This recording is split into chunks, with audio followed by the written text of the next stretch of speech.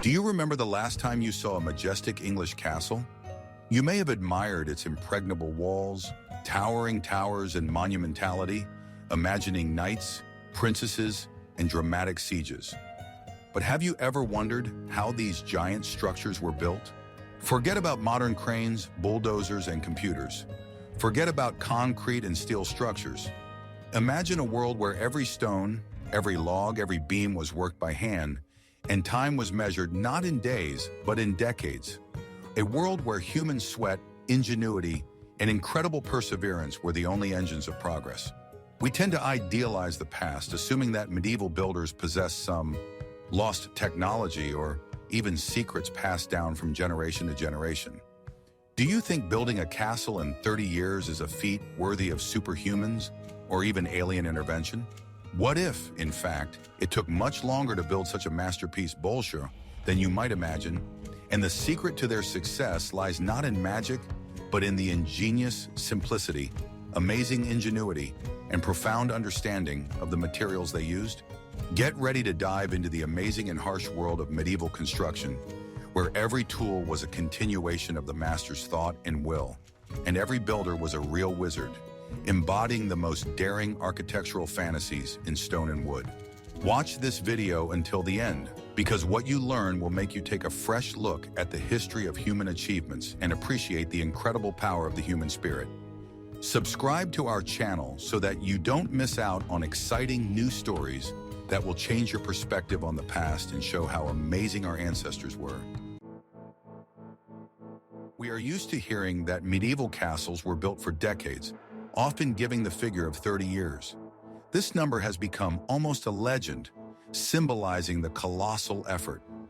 But what if this is just the tip of the iceberg? Do you think this is a quick process? What if I told you that many large castles were built much longer, sometimes for centuries, and some were never completed?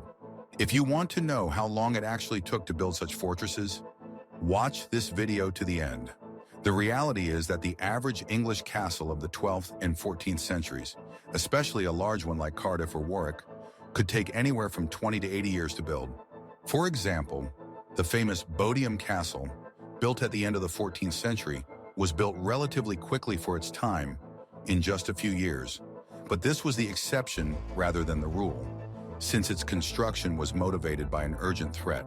For comparison, Westminster Abbey took more than 250 years to build, and parts of it were rebuilt over 500 years. Even if we are talking about military fortresses, the process was extremely protracted. Construction was often interrupted due to wars, financial difficulties, illness, or death of the customer. An important factor was that the construction of the castle was not a one-time project, but a continuous process of improvement and modernization. Castles were constantly being built, reinforced, and expanded in response to changing tactics of warfare and the development of siege technologies. Thus, 30 years is rather an idealized scenario, and in practice, most of the large castles required the efforts of several generations of builders. Historical data show that the duration of construction depended on many factors. Funding was perhaps the most critical. Kings and lords who commissioned construction often faced depletion of the treasury due to wars, epidemics, or other unforeseen expenses. For example, Edward the Fernge's grandiose project to build castles in Wales, such as Caernarfon Castle, which took more than 40 years to build intermittently, was so expensive that it consumed a huge portion of the royal budget and caused discontent among the population due to high taxes. Another important factor was the availability of materials. Although there were many quarries in England, delivering stone to remote construction sites took a lot of time and resources. Wood needed for scaffolding, roofs, and interior structures also had to be harvested and delivered. Each stage, from the extraction of the potion to its processing and installation, was time-consuming and slow. For example, even the extraction of limestone for mortar could be seasonal, depending on weather conditions. The size and complexity of the lock also directly affected the timing. Small motte and bailey castles could be built in a matter of months, while huge concentric castles with many walls, towers, and gates required decades of work. Harlech Castle, despite its relatively compact size, was built on hard-to-reach rock, which significantly complicated and slowed down the process of delivering materials and construction. Its construction took about 7 years of an active phase, but this was during the peak of Edward I's financial and military power. We must not forget about the seasonality of work. In most parts of England, construction work almost stopped during the winter months due to the cold, snow and rain, which made it impossible to extract stone, transport, and work with mortar. This meant that the active construction season lasted an average of 6 to 8 months a year, which further stretched the time frame. Labor organization also played a role. Despite the presence of experienced craftsmen and foremen, coordinating thousands of workers, providing them with tools, materials, and food on a huge construction site was a difficult task. There were often delays due to lack of the right specialists, lack of funds, or supply problems. Finally, the constant threat of war and conflict could interrupt construction at any time. Castles were often built as defensive structures in border or disputed territories. In the event of an attack, all forces were transferred to the defense, and construction was frozen until peace was restored. Sometimes unfinished castles were attacked and destroyed, which required additional effort and time to restore. Thus, if 30 years is a conditional figure, then the reality is much more ambitious. Castles were not just buildings, but living organisms that grew and evolved over generations, reflecting the changing needs, technology, and financial capabilities of their owners. They're monuments not only of architectural genius, but also of the incredible patience and perseverance of medieval society. When it comes to the construction of ancient structures, many immediately have an image of thousands of slaves dutifully performing hard work. Do you think English castles were built exclusively by slave labor? That would be too easy. What if I told you that most of the builders were highly skilled artisans and hired laborers, not slaves, and their labor was highly valued? If you want to find out who actually built these colossal structures, watch this video to the end. The construction of castles required a huge number of skilled and unskilled workers. It was based on masons, carpenters, blacksmiths, diggers, porters, and carters. Bricklayers were the most highly paid and respected. They not only cut stone, but also understood geometry, architecture, and engineering. Many of them were free people who moved from one major construction project to another to improve their skills. During periods of intense work, large projects such as Edward I's castles in Wales could attract thousands of workers. For example, during the construction of Harlech Castle in the late 13th century, up to 900 masons and carpenters were employed at the peak of the work. These people received regular pay, albeit modest by modern standards. The use of forced labor, the so-called impressment, when the royal power could force people to work, was common, but it was not slavery in its classical sense, and such workers were also rewarded. Thus, medieval construction relied on organized, albeit often forced, but paid labor rather than mass slavery. The structure of the construction team was quite complex and hierarchical. At the head was a master mason, who was both an architect, engineer, and project manager. He was responsible for designing the castle, overseeing the quality of work, managing all workers, and maintaining financial records. The master mason was a highly educated man, often proficient in Latin and mathematics, and his reputation could extend for hundreds of miles. One of the most famous was Master James of St. George, who oversaw the construction of Edward I's Welsh castles, including Conwy, Caernarfon, and Harlech. Under the master mason, there were first-class masons, lodge masons, who were highly qualified specialists capable of performing complex stone cutting, arch and vault masonry work, and stone carving. They were true professionals who prided themselves on their skills and often had their own distinctive marks that they left on the processed stones. Lower in the hierarchy were the second category of masons, rough masons, and layers who were engaged in less complex work, such as masonry walls made of raw stone or laying mortar. Carpenters were equally important. They built scaffolding, roofs, floors, doors, windows, drawbridges, cranes, and all wooden structures. They were also highly skilled craftsmen, able to work with huge logs and create complex joints without using metal fasteners. The master carpenter was the second most important after the master mason. Blacksmiths played a critical role, making and repairing all metal tools, as well as creating gates, bars, hinges, and other metal elements of the castle. Their work was irreplaceable. Diggers and porters made up the bulk of the unskilled laborers. They dug ditches and foundations, moved huge volumes of earth and rubble, and hauled stones and mortar around the construction site. Their work was the hardest and lowest paid, but without them, construction would have been impossible. As for impeachment, that is, forced employment, this was the legal right of the crown in medieval England. Royal officials could issue orders to mobilize workers from various regions to participate in major construction projects. However, as already mentioned, these workers were paid, although often less than skilled wage earners. At the same time, they could be provided with housing and food. This was different from slavery in that such labor was temporary, and the workers retained their civil rights. Thus, building castles was a huge undertaking, requiring the coordination of hundreds and thousands of people with different skills and skill levels. It was a complex, organized system of labor, not just the use of unlimited slave power. Imagine having to deliver thousands of tons of stone and hundreds of cubic meters of wood to a castle construction site located far from major cities and quarries. Do you think they had elephant caravans or trucks? That would be too easy.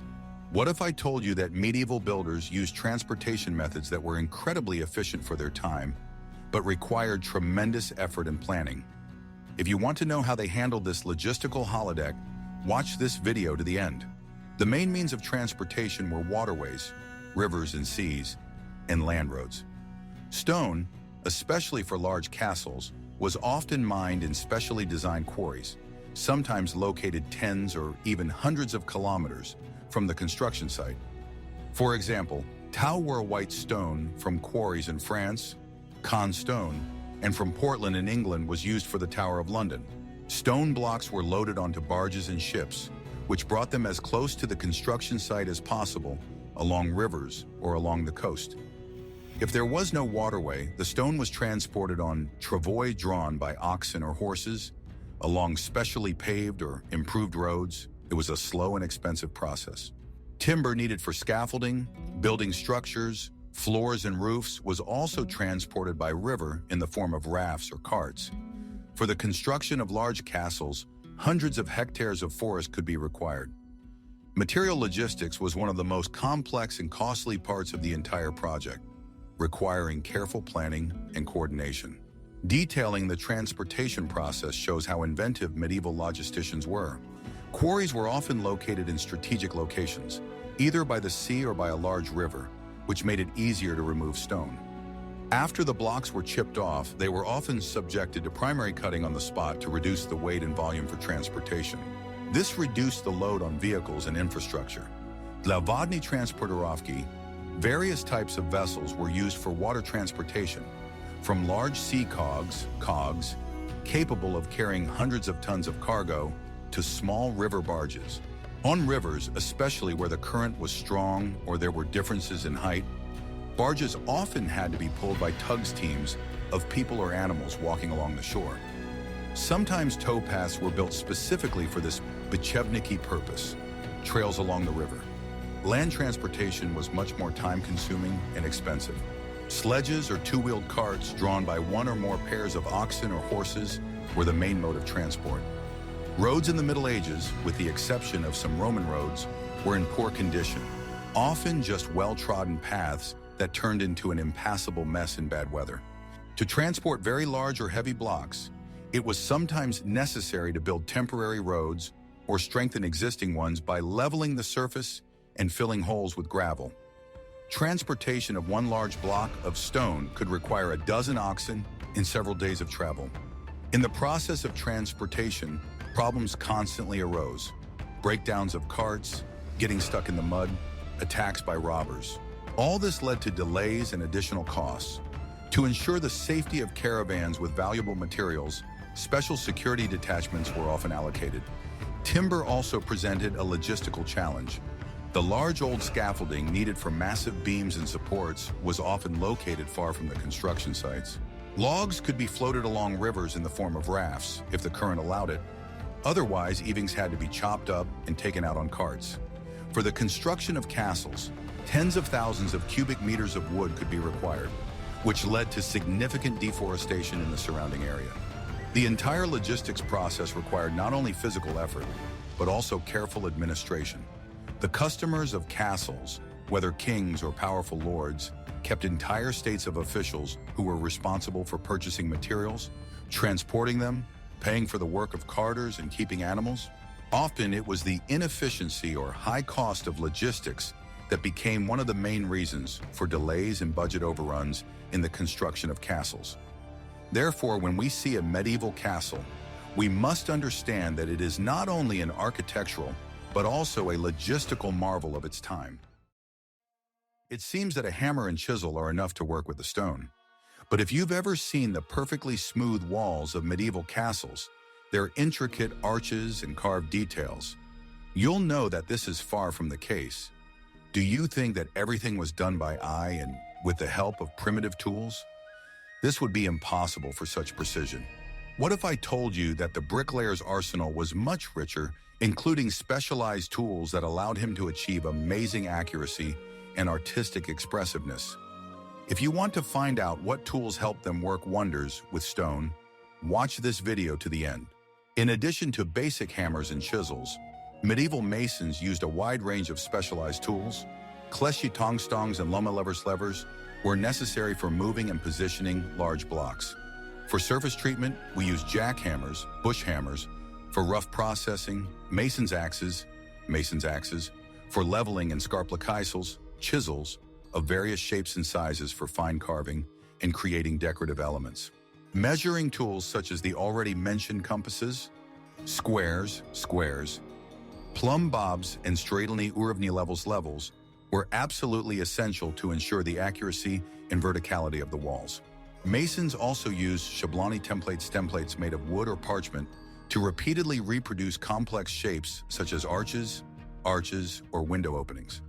Each tool was carefully sharpened and forged by a blacksmith, and the skill of working with it was passed down from generation to generation. What holds millions of stones together in a monolithic fortress that can withstand centuries? Do you think it's just mud or clay? That would be too unreliable. What if I told you that medieval builders used a complex and surprisingly strong mortar, the quality of which has been improved for centuries, and which largely determined the durability of castles? If you want to know the secret of this eternal bonding agent, watch this video to the end. The main binding material was Izvestkovi Rastworlime mortar. It consisted of lime, obtained by firing limestone, sand, and water. Sometimes various impurities were added, such as egg white, animal fat, or even blood, which were thought to improve the properties of the solution, although their real effect is still a matter of debate. The main advantage of lime mortar over modern cement is its ductility and breathing properties. Lime mortar hardens slowly, allowing it to adapt to minor building movements and temperature changes without cracking. It also allows power to evaporate from the walls, preventing them from collapsing from the inside. Lime preparation was a labor-intensive process, requiring the limestone to be fired in special lime kilns at high temperatures. Sand quality and mixing proportions were critical to producing a strong and long-lasting mortar. Thanks to this, many medieval castles are still standing, and their mortar is often stronger than the stone itself. An equally important aspect was the correct preparation and application of the solution. Lime was fired in furnaces at high temperatures and then quenched with water, getting the so-called slaked milk. This process could take several days and sometimes even weeks to ensure complete quenching and obtain a homogeneous paste. Then the slaked milk was mixed with sand in certain proportions. It was important to use clean sand, free of clay or organic matter that could weaken the mortar. Masons often washed the sand thoroughly before using it. The proportions of lime and sand varied depending on the type of stone, climatic conditions, and purpose of the masonry. For example, for load-bearing walls, a more durable solution was required, and for decorative elements, a more plastic one was required. Applying the solution also required skill. It was applied evenly between the stones, ensuring a tight fit and complete filling of the seams. The excess mortar was removed by ISI, and the seams were carefully rubbed to prevent moisture from entering. These processes, seemingly simple at first glance, were the result of centuries of experience and empirical knowledge passed down from master to apprentice. Medieval masons understood very well that the strength of the entire structure depends not only on the quality of the stone, but also on the reliability of the binding material. Their approach to the solution was complex, taking into account not only mechanical properties, but also long-term resistance to environmental influences. How did the builders rise to such a height, erecting towers and walls, if there were no metal scaffolding or construction cranes in the modern sense? Do you think they flew or used magic? That would be too easy. What if I told you that they built complex wooden structures that were masterpieces of engineering and allowed them to reach incredible heights? If you want to know how they created these aerial structures, watch this video to the end. Medieval builders used wooden scaffolding, which was completely different from modern metal structures. These scaffolds were mostly stationary rather than mobile, and were built as the walls were erected. They consisted of vertical posts, horizontal beams, and diagonal ties that were attached to the wall through specially left holes in the masonry, called atverstiumi lelasov, putlog holes. These holes can still be seen on the walls of many ancient castles. After the construction of the wall section was completed, the wooden beams were removed and the holes were either left or sealed with mortar. Ramps were also used. Ramps stow lift materials, and the already mentioned colossal cranny, tread wheels, and winches were used to lift heavy loads to the upper levels.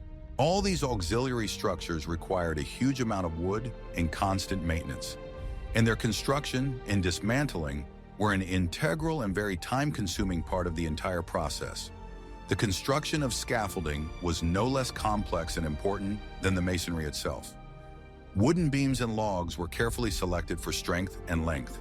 Scaffolding elements were often connected using ropes, wooden wedges, and grooves, which required high-precision fitting and fastening. Master carpenters played a key role in the construction of these structures, working closely with masons. Safety at the construction site was, of course, far from modern standards, but the builders of that time were both experienced and careful, understanding the risks of working at height. In addition, the scaffolding did not just serve as a platform for work, it could also be used to protect workers from the weather or to create canopies over fresh masonry. Lifting mechanisms such as wheeled cranes and winches were driven by the muscular strength of humans or animals.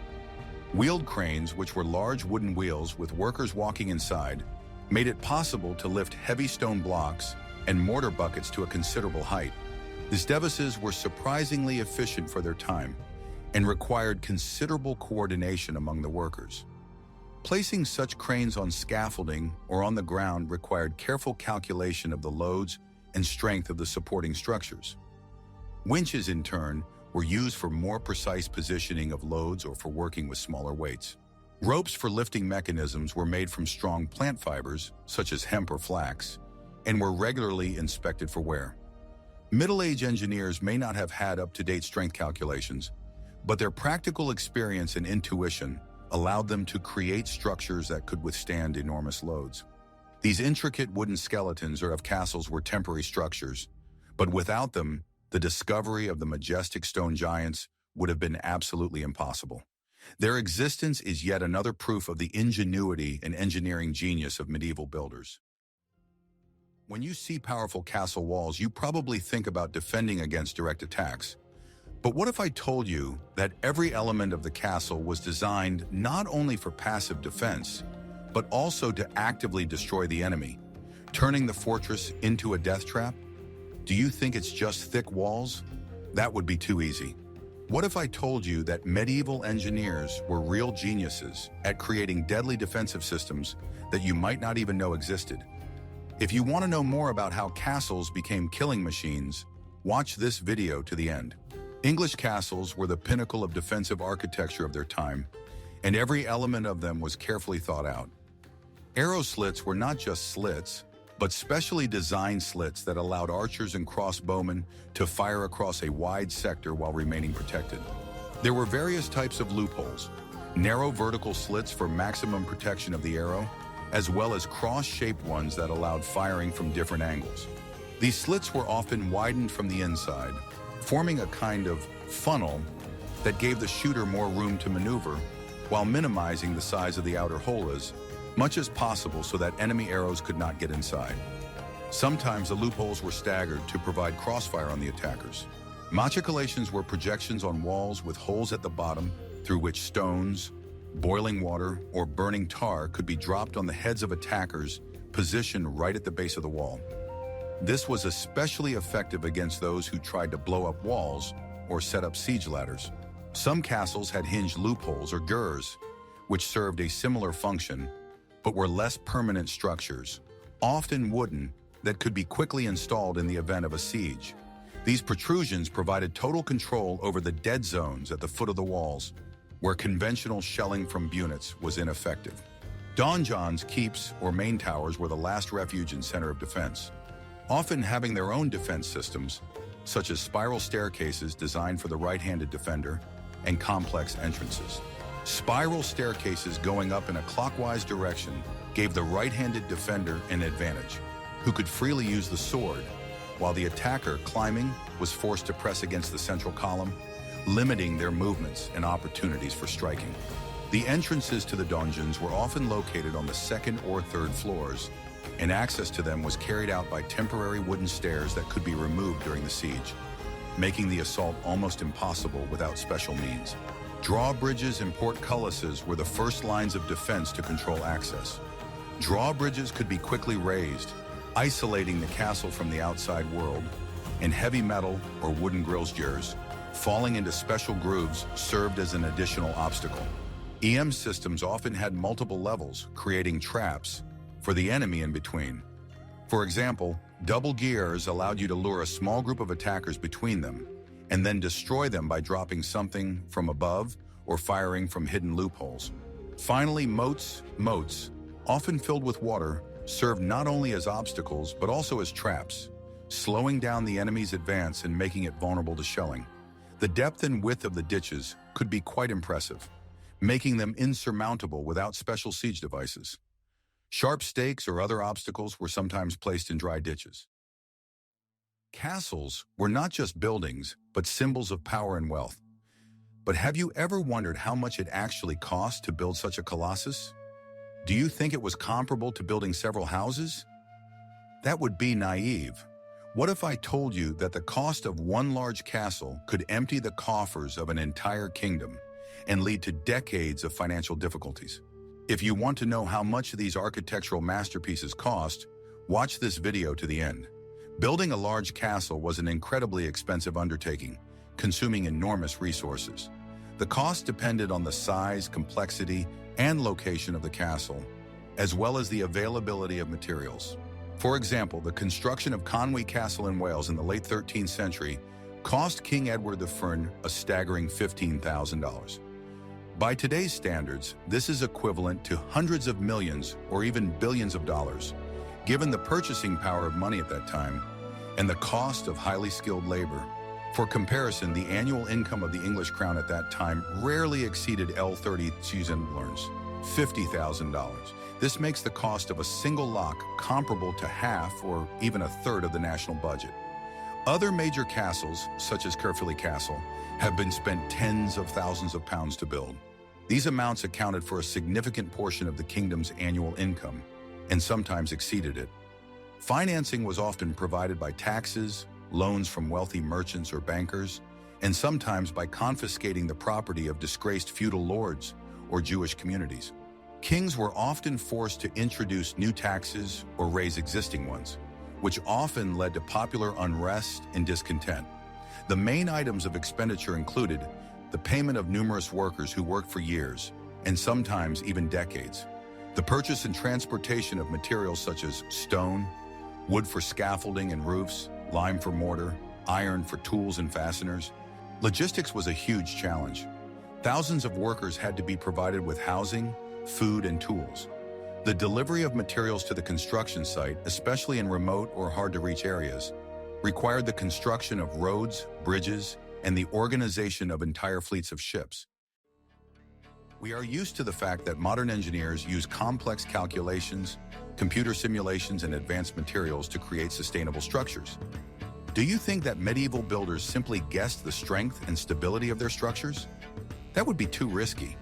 What if I told you that they had the deepest empirical knowledge of mechanics and the principles of stability that allowed them to build structures that could withstand centuries without a single mathematical formula on paper? If you want to know how they achieved such engineering genius, watch this video to the end. Medieval engineers and master builders, although they did not have modern mathematical formulas and theoretical knowledge of compromat, had a deep empirical understanding of statics and dynamics. They learned by doing, taking on the experience of previous generations and analyzing successful and unsuccessful projects. The arch and vault principle was key to creating strong openings and roofs, and an understanding of load distribution allowed them to build tall and stable towers. The craftsmen knew that the arch redistributes the vertical load into the lateral pressure, which must then be compensated. This was achieved by using thick walls, buttresses, or adjacent arches and walls. The use of buttresses to support walls, especially when building tall structures or walls with large openings, was a common practice. These massive stone supports helped counteract the lateral pressure coming from the arches and arches, as well as from the actual mass of the walls. The foundations of castles were often laid on a rock foundation, if possible, to ensure maximum stability. If there was no rock, the builders dug deep trenches to hard layers of soil or used pile foundations in swampy areas, which required huge amounts of earthwork. Deep trenches for water drainage around the castle also served to prevent erosion of the foundation and increase its stability. These were all engineering solutions based on centuries of experience and an intuitive understanding of physical principles honed in practice. They built by relying on large-scale layouts, models, which allowed them to visualize and test complex structures in miniature. Templates and proportional systems were used to ensure precision and harmony in scale. For example, stone and block sizes were often standardized to simplify and speed up the construction process. Each element was carefully adjusted, and the overall strength of the structure depended on the perfect interaction of all parts, and not on individual fasteners. They understood that the power of the whole exceeds the sum of its parts. Imagine daily life on a huge castle construction site in the 12th century. Do you think it was romantic and full of adventure? That would be too idealized. What if I told you that it was an incredibly harsh, dangerous, and time-consuming job involving constant risk and deprivation, where every day was a test of endurance? If you want to find out what the real life of medieval castle builders was like, watch this video to the end. Life on the construction site was extremely difficult and dangerous. The working day started at dawn and ended at sunset, 6 days a week, and sometimes 7 if the deadline was tight. They worked to the point of exhaustion, often using primitive tools and technology that required tremendous physical strength. Injuries were common: falls from high scaffolding, which was often made of wood and attached to walls without modern safety standards; structural collapses, especially when lifting heavy stones using gates and ropes; cuts and bruises from poor quality tools or untreated materials. Fatal accidents were not uncommon, especially for those working at high altitudes or with heavy loads. Workers could be crushed by rocks, fall from a great height, or suffer fatal wounds from tools. Diseases caused by poor sanitation, inadequate nutrition, and physical exhaustion also claimed lives. Large construction sites could employ thousands of people, and lack of proper hygiene contributed to the spread of infections. Drinking water could be contaminated, leading to dysentery and other intestinal diseases. The workers lived in primitive conditions, often in specially built temporary settlements near the construction site, a kind of work towns. These settlements consisted of simple huts, tents, or barracks, where it was crowded, cold in winter, and hot in summer. Food was sparse, consisting mostly of bread, cheese, vegetables, and sometimes a small amount of meat or fish, which was given out as part of the payment or purchased at local markets. The diet was far from balanced, which led to a lack of vitamins and minerals, weakening the immunity of workers. We have covered only a small part of the amazing world of medieval construction, and now you know that the construction of an English castle was a much more complex, long and heroic process than we used to think. 30 years is just a myth. Hiding behind it decades and sometimes centuries of hard work, incredible ingenuity, and superhuman endurance. Every stone, every log, bore the imprint of sweat, blood, and the genius of medieval masters. They did not possess superpowers or alien technologies. Their secret lay in a deep understanding of materials, a masterly mastery of tools that were an extension of their thought and an inexhaustible will to create something great. These castles are not just piles of stones, but living evidence of the limitless possibilities of the human spirit, its ability to overcome any obstacles and create eternal masterpieces. They remind us that true greatness is not achieved through instant insight, but through hard work, patience, and unwavering self-confidence. If you're overwhelmed by what you've learned and want to continue this exciting journey back in time, don't forget to subscribe to our channel. We will continue to reveal the secrets of ancient civilizations and amazing stories that will make you take a fresh look at the world. What other impossible achievement of antiquity, in your opinion, should be revealed? Write about it in the comments.